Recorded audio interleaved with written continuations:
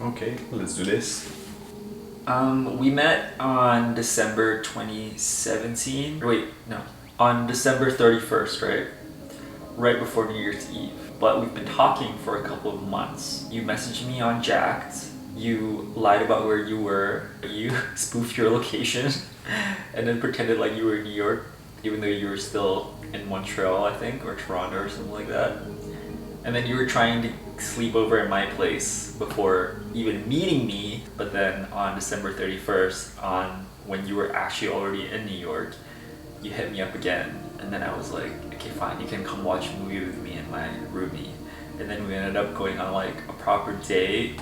And then you ended up being my first New Year's kiss. I was planning a trip to New York City for New Year's Eve. I remember seeing you on an app. I remember we exchanged our line contact and Instagram. And to be honest, that evening I spent maybe a couple of hours stalking your Instagram profile because you were totally my type and wow, I really wanted to meet you. So came the day, I'm in New York, it's New Year's Eve, and I text you, hey, what's up? What are you doing? Where are you right now? You text me back, oh, I'm in the cinema with my roomie. Do you want to come and see the movie with us? So at first I was like, oh, okay. It's a bit awkward. We won't be able to talk. It's a movie, but hey, let's break the ice that way. And I remember asking you after the countdown, would you like to be my first kiss of 2018? And I remember you saying, fuck yeah.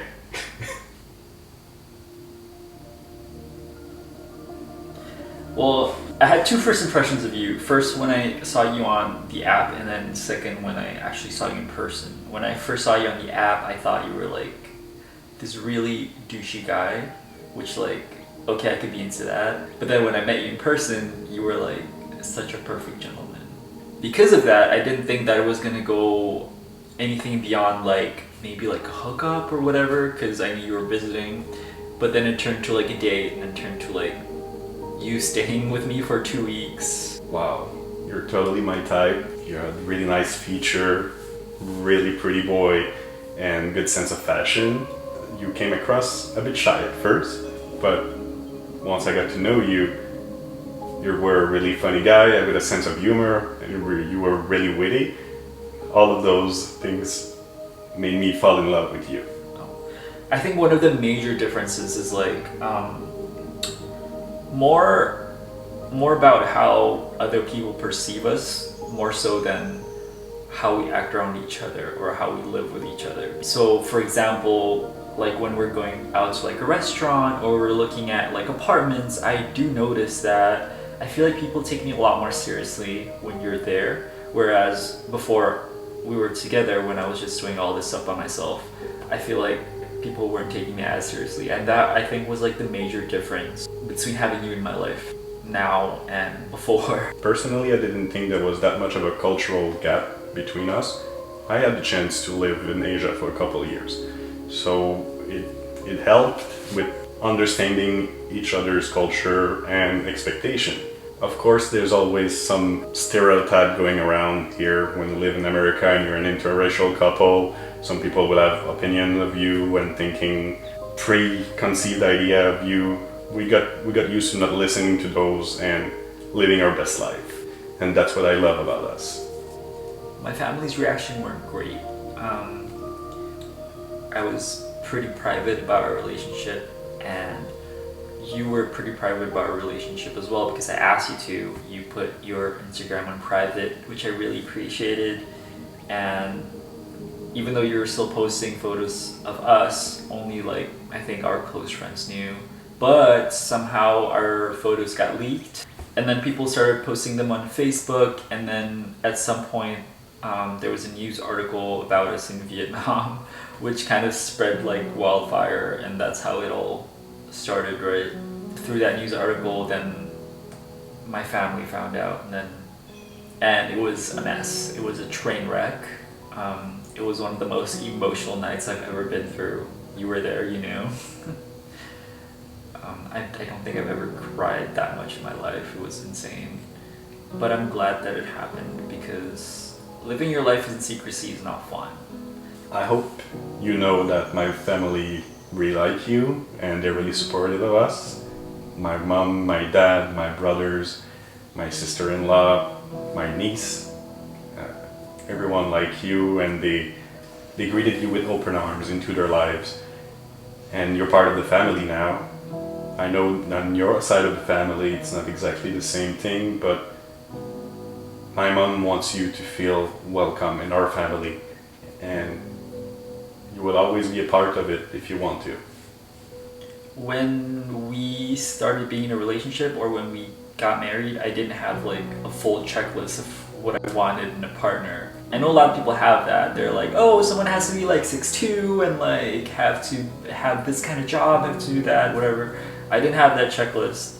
So I wasn't looking to be in like a long-term relationship. So when we started going out and then we started going steady, you sort of made that checklist on your own. You kind of made me realize what I wanted in a partner. You were such a gentleman to me, and I was like, okay, that's what I want in a partner now. You basically proved to me that you're the partner that I want to be with, the partner that I deserve. I don't think there is a moment in time during our relationship that I thought, oh, I'm choosing him. Well, of course, when I asked you to be my boyfriend, it's because I felt that we had a good chemistry and things were going smoothly. But getting married and all that was it just happened. Like one thing after the other, life throws at you, and we're just good at living life together. And that's where I felt comfortable putting down my wall with you and being myself, and putting the effort into showing you that I love you and I wanted to be the one for you because I felt that you could be the one for me. Yeah, life event just happened and there is no straight answer. It was meant to be, that's all. I would describe our relationship as like a pizza dough, because I feel like we've been kneaded a lot and then we've been put through the burner, but then we came out fresh and delicious. It wasn't an easy relationship, and I feel like we've gone through a lot, probably stuff that normal relationships wouldn't go through, but we came out of it delicious. Spicy, passionate, and always interesting. Sometimes it's a real roller coaster of emotions. We moved around a lot, New York, LA, Montreal, and I feel that we finally found a place where we are comfortable, that we have friends and family around, and I can't wait to see what life is going to throw at us. To me, it was definitely the sponsorship process of getting me my permanent residency here in Canada. Because you don't know when it's gonna come, you don't know if you're gonna get it or not. So it was like a whole year of just stress and wondering if we did anything wrong, if we missed any documents, if we should have done more. Just being kept in the silence and not knowing for months and months until it finally went through right at the end of the 13 months period. Knowing that we've been through that together makes me hopeful for the future, that we can achieve anything together.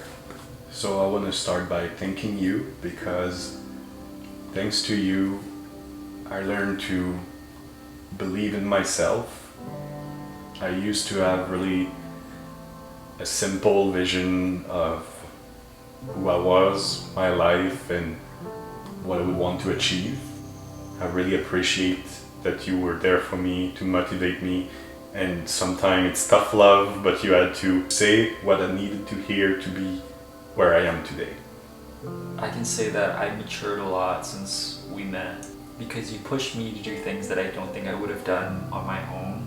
You made me believe that I was able to somehow monetize my creativity or the skills that I had, even though I never believed that I could have done it or could have done anything with it.